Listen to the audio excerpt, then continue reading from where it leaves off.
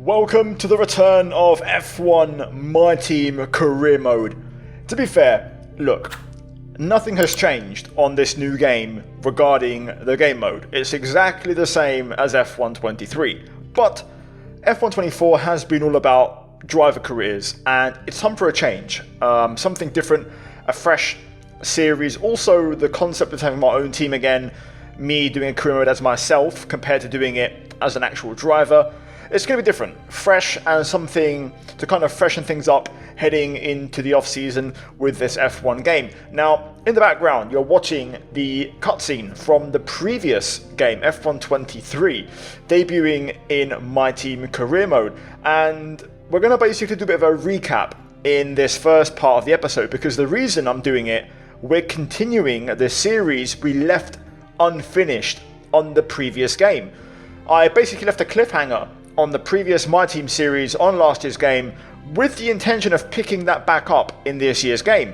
And that's exactly how we're going to continue, and we're going to collect our debts in this one as we technically go into Season 2, 2024, following on from Season 1 on last year's game. And there were some big things to note, some big cliffhangers heading into this year for changes. Now, with that out of the way, guys, if you're excited for the return of my team, smash the like button. Let's try and smash over 1,000 likes on this one. This is going to be the prologue episode, the introduction, and then round 1 will be the next one at Bahrain. We're going to be doing a full calendar, 24 rounds, because I want to basically have some development in the background and get some real progress being made in this season. Now, we go again back in time to F1 23, and this was our machine for Season 1, albeit sponsorless. This was our car, and to be fair, as far as podium pass default liveries go, this was pretty sweet, and I was quite happy also with the paint scheme I came up with out of my own creation. But this was last game, and this is a new game. Now, I'll note one thing: there won't be a car or livery reveal in this video. I'm yet to finalize the new car for this new game, which hopefully will arrive soon.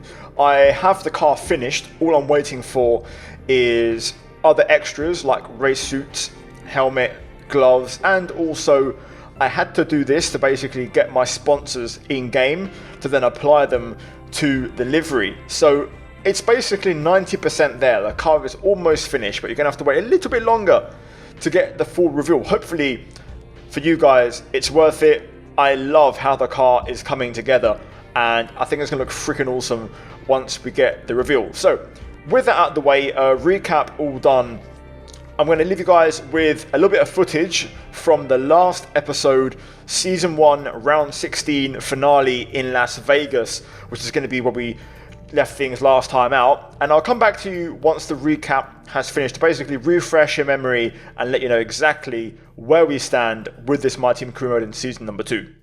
Maserati are interested in potentially being involved with us for next season. However, they have requested we do secure that top 5 finish in the constructors. As you know, right now we're P5, Aston Martin are right behind us, and we have a margin, but we have to get some points in this last race to lock it in. But the constructors is what it's all about. So right now we have a 32-point gap over Aston Martin, which is very, very healthy, but can easily be lost. Down to third, we brake way too late. We somehow keep it on the island, but the back end gets out of shape and we drop everything on the exit. The pace isn't quite there, which is a bit of a concern. However, I'm not worried for the race. I think we've got a very good race set up. We're basically very trimmed out, very low on drag, so we should be very fast on the straights, and we're just going to have to take a little bit of pain through Sector 1 in the race. But if we can manage that, we're going to be okay. P14, we've actually had a pretty big gain from other penalties to other cars around us, so we're actually starting quite a way further ahead than where we qualified. Now, there is some bad news. As you may have seen on the race grid rundown, both Aston Martins in the top 7, Alonso P3, Stroll P7, so it's not looking good. But away we go. Oh, it's a great start. We get both Williams straight away, side by side. Last lap. Oh, we get squeezed and we get damage. Alonso is going to get P2, but it's not going to be enough. I think we're home and dry. Job done. P5 in the Constructors' Championship. Massive prize money. With Maserati coming in next season, we can really build on this in Season 2. We do concede P8 in the standings to Oscar Piastri in the Drivers' Championship. As we know, Verstappen is of course the Drivers' Champion, and as we know, Red Bull are Constructors' Champions. We beat Aston Martin in the P5 and finish actually 16 points ahead, so a healthy margin in the end, and that is going to mean big prize money for us guys heading into Season 2. Now that was quite a while ago, pre-surgery me, and a lot has changed. My wheel, my setup, everything. Anyway, here we go. We've began the process of reassembling our team, but with one big change. As you saw, Maserati have joined the team, and they're going to be a founding member and adding a bit of horsepower to our team, helping us out and giving us more exposure. Now we are going to continue with Xenon Dynamics as our title sponsor to basically have some continuity from that previous season.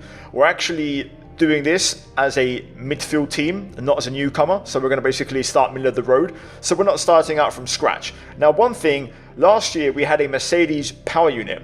Because we've signed with Maserati, they of course are partnered with Ferrari, so we're going to switch power unit manufacturer to the prancing horse. Also, teammate, I wasn't given particularly great choices. I didn't really want to go for an icon, and the F2 options weren't all that. So I've gone a bit left field and I want to try something. We are going to go for Jamie Chadwick, a female graduate into Formula 1 as part of our team. I think it could be really awesome and a bit of a different dynamic in the story. So this is how things are going to look heading into Season 2. 97 Maserati Racing partnering with Xenon, Ferrari and Jamie Chadwick to run things back in this second year. Now, we're in profit, so the financials are good. So we've got a good baseline to hopefully push on and build on. Now, let's talk about a few other things. Now, settings. As you know, we run no assists in this. I'm also going to be using maximum AI difficulty to 110. Elsewhere, we also are going to be running a 50% race, but with a short qualifying. So you guys can comment your thoughts on that in episode 1 and beyond, if you think it works, if we should change it. Failures on, reduced R&D cash for us, but default for the AI. Strict corner cutting, and also simulation damage. So all the things we all love.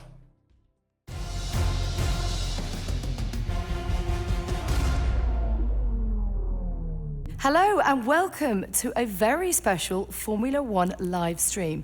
Now usually we run events like today to reveal a new car, but today is much more than just the car. It's about a brand new team, and one in which the owner also happens to be the lead driver. That's right, for the first time in modern F1 history, we're going to have an owner driver on the grid. And it's been a Herculean effort, a huge amount of resource and staff recruitment, and a brand new factory, one in which we are standing right now. And the small matter of producing a car that can take on the big names on the grid. So let's take a look at it now. So here we go. It's time for the car reveal. Now, to be fair, this is mostly irrelevant. It's an all black livery with different kind of shades, tones, you know, metallic, chrome, satin, matte, gloss, just to kind of mix it up. But it is an all black livery because, as I mentioned, our final livery isn't quite complete. I will admit, this scenario or cutscene which they've changed in this year's game is actually pretty freaking sick. I love the presentation of this, but that's about it in terms of what they've changed with my team in this year's game. But yeah, also of course the actual car model has changed compared to last year's game. So the side pods, the nose a little bit, just a few little bits and pieces, the steering wheel, there has been some changes. Also, we can add a bit more to it, a bit more carbon fiber. We're going to try and make it realistic. So this is temporary, but our new livery will be released very, very soon. Okay, let's introduce the person everyone is talking about, Formula One's new owner driver.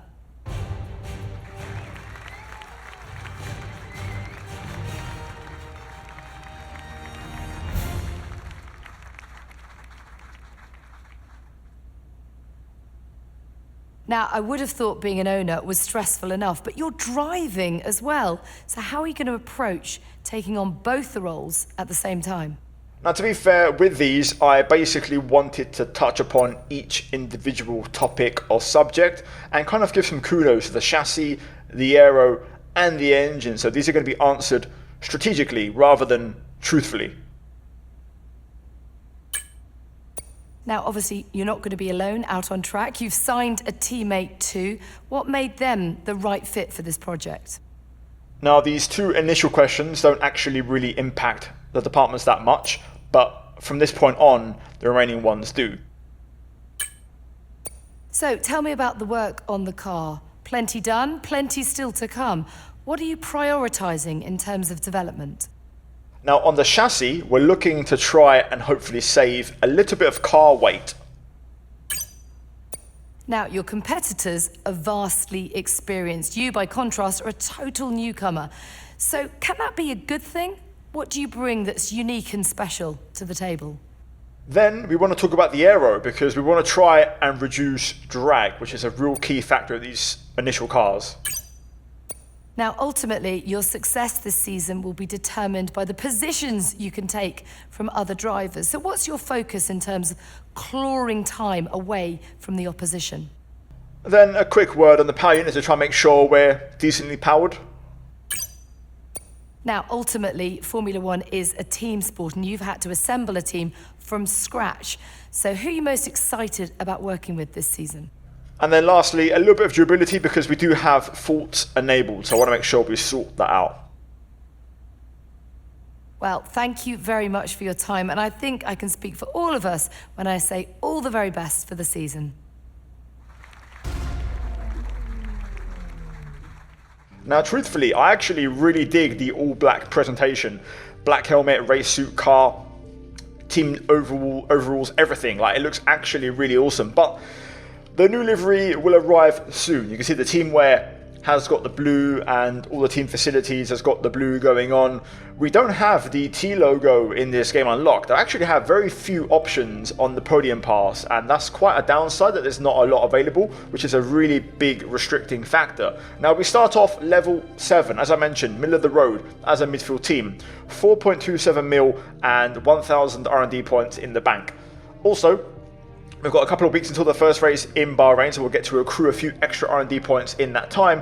But before we get all that looked at, we're going to basically now start jumping into potential upgrades, improvements, and also just seeing where we are in the field as a mid-team, beginner. So let's get into it and let's see what we can do. Now we're going to start out with, of course, improving the car. Now facilities, they're all spec 1. And durability specifically is spec 2.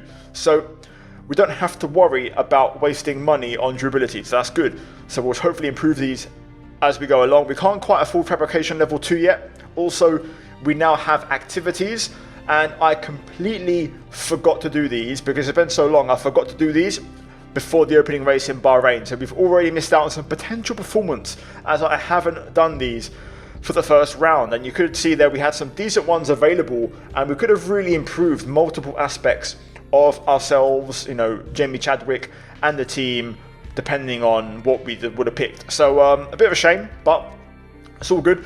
In the meantime, this is how things are looking. We start out 7th, and you can see we've taken a big jump before Bahrain, Red Bull at the top, and then at the bottom we have Williams. So Kick Sauber and then Williams. So yeah, I'd say we're reasonably placed, and it's also a decent continuation of where we were last season when we finished on F1 23. So with that done, we're going to delve into some upgrades. Now, I had a browse. I went through the aero, the chassis, the engine.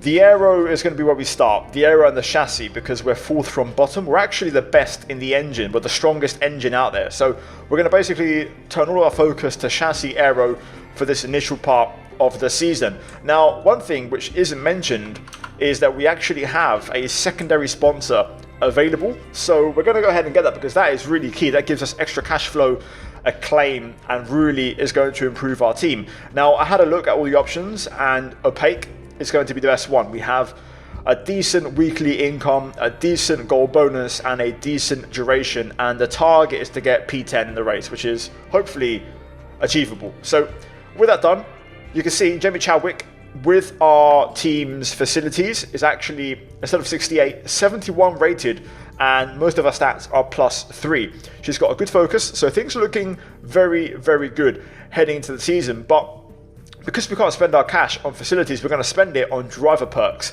and these do go a long way. So we're going to go ahead and basically purchase level 1 of all of them. So social media team to improve our driver acclaim by 10%, power mapping to improve our engine wear by 10%, and also development feedback to improve our resource point income by 10%, which is quite a lot. So until we get to level 10, we're not going to get any more improvements, so 3 more levels to go until we get there. So it's going to be a while until we get that, hopefully around mid-season. But for now, that's all the investments we can make on that side. You can see we are in profit by almost double. So hopefully we're going to be turning things over at a 4 million approx range quickly. So that's going to help us really get things improved in the car rapidly. Anyway, we now skip ahead all the way to the first race as we can't do any more upgrades. We spent exactly our 1,000 points on that front downforce update, and yeah, we arrive at Bahrain. So guys, round 1 arriving very soon. In that, we'll have the full team reveal, the car reveal, everything. So hopefully guys look forward to it. If you enjoyed the video and the return of my team, like the video. Let's try and smash over 1,000 likes. Subscribe for more videos like this, as this is going to take us into the winter for 24 rounds of season 2 of F1 My Team on F1 24. So guys, cheers for watching. As always, a big shout out to the members for supporting the videos, and yeah, hopefully guys are looking forward to it. Also check out the 2 videos on screen right now if you want to see more content from my channel, and I'll see you guys in just a bit. In the meantime, have a good week, and I'll see you soon. Ciao.